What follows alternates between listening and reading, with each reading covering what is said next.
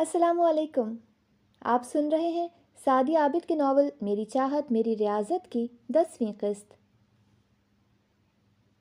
ماما جان، آپ فکر مند نہ ہوں، بس آزی کے لیے دعا کیا کریں کہ ہماری کسی نیکی کے صلے میں اسے اتنی بڑی حماقت کے بعد بھی ایک اچھا شریک سفر مل گیا۔ وہ اس کے ساتھ خوش و مطمئن رہے گی، اتنا تو اس شخص سے مل کر مجھے یقین آ گیا ہے۔ کل صبح کی فلائٹ سے مہران واپس جا رہا تھا، ماں کی اداسی محسوس کر کے ڈھارس دینے لگا تھا۔ میں بہت کمزور ہوں، اپنی اولاد کے لیے کچھ بھی نہیں کر پائی۔ میں اگر آزی کا ساتھ دیتی، اس کی ڈھال بنتی، تو وہ اتنا بڑا قدم کبھی نہ اٹھاتی۔ وہ بیٹے کے کاندھے سے لگی بری طرح سسک رہی تھی، اور یہی تو ملال اسے تھا، مگر ماں سے بولا نہ تھا کہ اب گڑھے مردے اکھاڑنے سے کچھ حاصل نہیں ہونے والا تھا۔ ماما، آپ کوشش کرتی رہیے گا کہ ہمیں مل کر ہی آرزو کی غلطیوں کو سدھارنا اور اسے اس کا حق دلانا ہوگا۔ وہ ماں کے آنسو صاف کرتے ہوئے بولا تھا، اور وہ کمرے میں داخل ہوتے ہوئے شوہر کو دیکھ کر آگے سے کچھ بھی نہیں بولی تھی۔ آپ کی واپسی تقریباً کتنے ماہ میں متوقع ہوگی؟ وہ ان کی گفتگو سن چکے تھے، مگر کمال جرأت سے موضوع بدل گئے تھے۔ کچھ کہہ نہیں سکتا پاپا صاحب کہ ابھی کا گیا لوٹوں گا بھی یا نہیں۔ اس کی گہری سنجیدگی انہیں غصہ دلا گئی تھی، جبکہ وہ مضطرب ہو گئی تھی۔ آپ ہماری نافرمانی کے مرتکب ہو رہے ہیں مہران، وہ ناگواری سے بولے تھے۔ بہت مجبور پا رہا ہوں خود کو پاپا صاحب۔ مہران کی سنجیدگی میں فرق نہیں آیا تھا۔ آپ اس لڑکی کے لیے باپ کے مقابل آ رہے ہیں جس نے ہماری عزت خاک میں ملا دی۔ وہ دہاڑے تھے۔ مجبور ہوں پاپا صاحب کہ وہ لڑکی بدقسمتی سے میری بہن ہے، اور اسے یوں زمانے کے سرد و گرم میں جلنے کو نہیں چھوڑ سکتا۔ اب کہ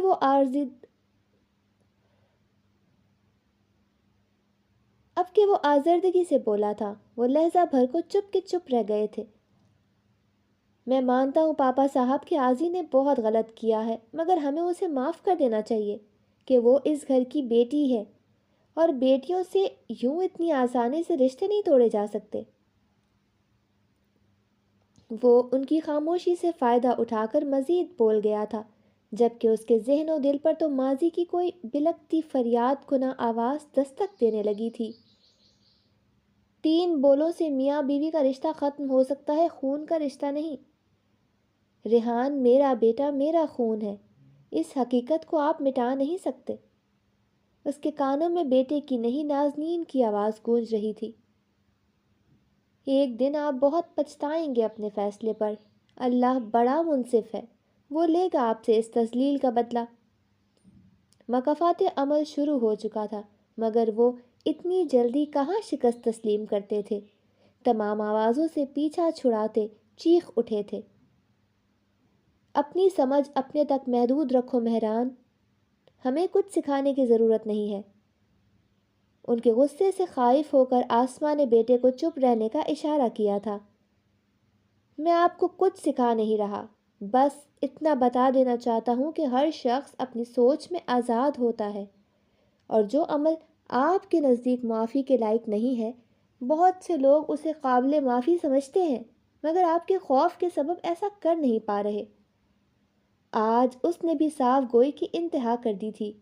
ان کا ہاتھ اٹھا اور مہران کے گال پر ثبت ہو گیا تھا۔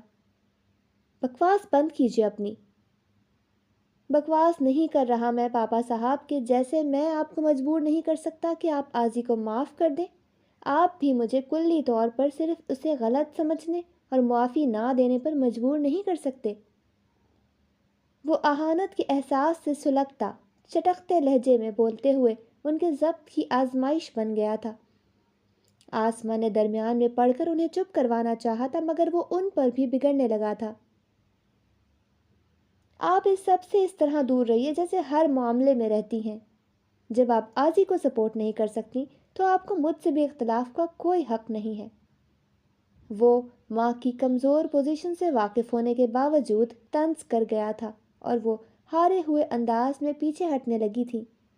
اسے شرمندگی ہوئی تھی، مگر وہ مجبور تھا کہ وہ باپ کی آمریت سے تنگ آ چکا تھا، اب اس کا سد باپ چاہتا تھا۔ یاد رکھیے گا پاپا صاحب، آپ جیسے ہی والدین ہوتے ہیں جو اپنی ضد و انا میں غلط فیصلے لے کر اولاد کو برائی کی بھیٹ چڑھا دیتے ہیں۔ آضی نے جو کچھ کیا وہ آپ کے رویے سے پریشان و خائف ہو کر کیا۔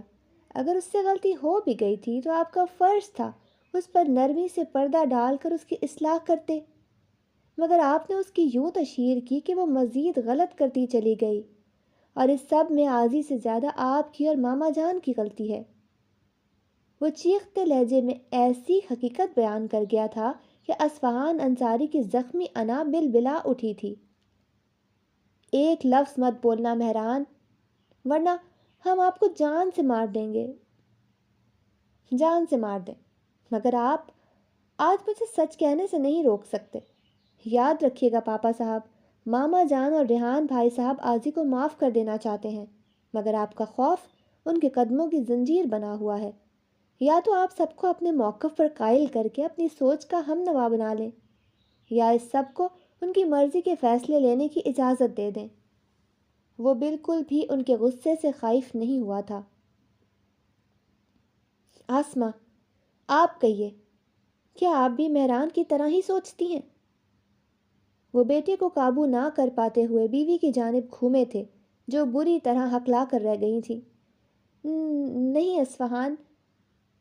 آسمہ انصاری کے آنسو گرے تھے اور مہران نے ایک زبردست کہا لگایا تھا، یہ ہے آپ کے فیصلے کی حقیقت، اب آپ خود فیصلہ کر لیں۔ وہ ایک جھٹکے سے کمرے سے باہر نکل گیا تھا اور وہ اشتعال کی زد پر تھے کہ ان سے پہلی دفعہ زندگی میں کسی نے یوں بات کی تھی، اور وہ کوئی ان کا بیٹا تھا۔ ماتھے پر سبز رگیں، چہرہ لہو رنگ، مٹھیاں بھینچے کھڑے اصفہان انصاری سے انہیں خوف محسوس ہوا تھا۔ آپ ابھی اسی وقت فیصلہ لیں کہ بیٹی کا ساتھ چاہیے یا شوہر کا حوالہ۔ ان کا خوف دو چند ہو گیا تھا۔ ظالم کی ہمیشہ کمزور پر ہی چلتی ہے۔ بیٹے کے تیوروں سے خائف بیوی پر خفا ہو رہے تھے۔ مجھے آضی کا ساتھ دینا ہوتا تو اسے گھر کی دہلیز پار ہی نہیں کرنے دیتی۔ وہ رو رہی تھیں۔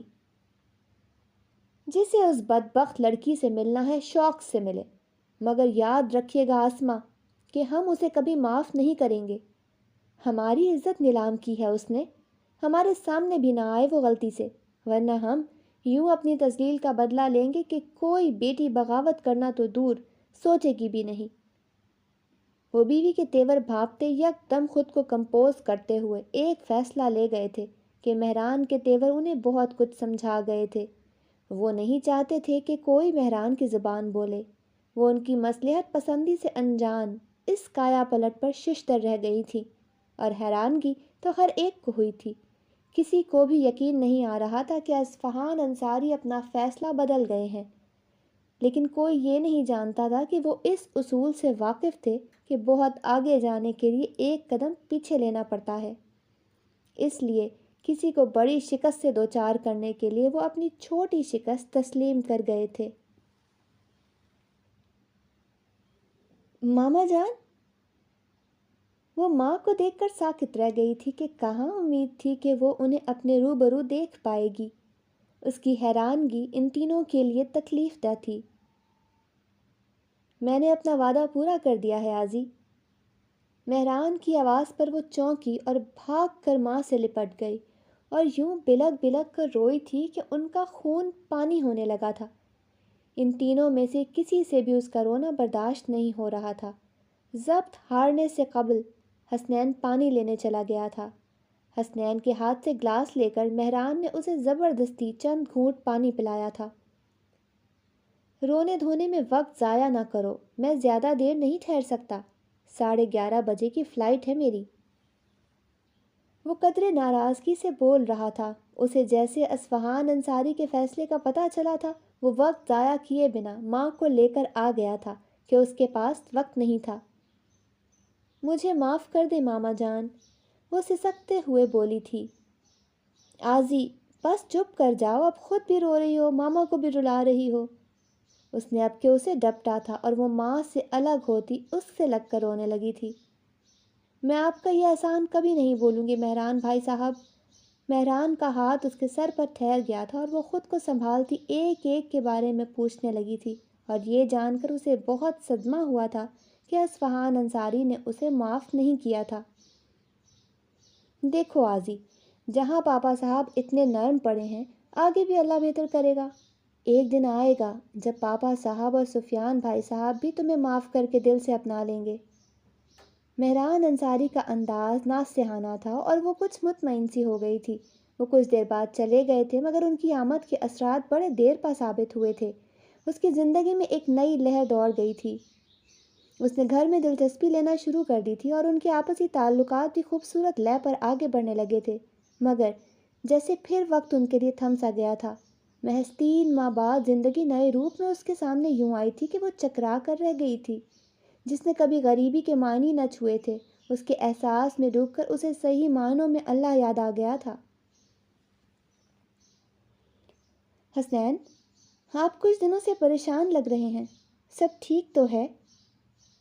وہ چائے کا مگ ہاتھ میں لیے گہری سوچ میں تھا، چونک کر اس کی جانب دیکھنے لگا تھا۔ گلابی چہرے والی حسن میں یکتا آرزو کی آنکھوں میں تشویش سی تھی۔ ارے، یہ وہم کیوں ہو گیا آپ کو؟ وہ ہلکے پھلکے انداز میں بولا تھا۔ وہم بھی یوں ہی بے وجہ نہیں آتے، بتائیے نا، کیا بات آپ کو پریشان کر رہی ہے؟ وہ نروٹھے پن سے بولی تھی۔ وہ یکدم ہی اس کے انداز پہ مسکرا دیا تھا۔ وہ سچی من کی اجلی لڑکی اسے کچھ اور دل کے قریب محسوس ہوئی تھی۔ آپ کو اپنے گھر والے، اس گھر کی آسائشات یاد نہیں آتی؟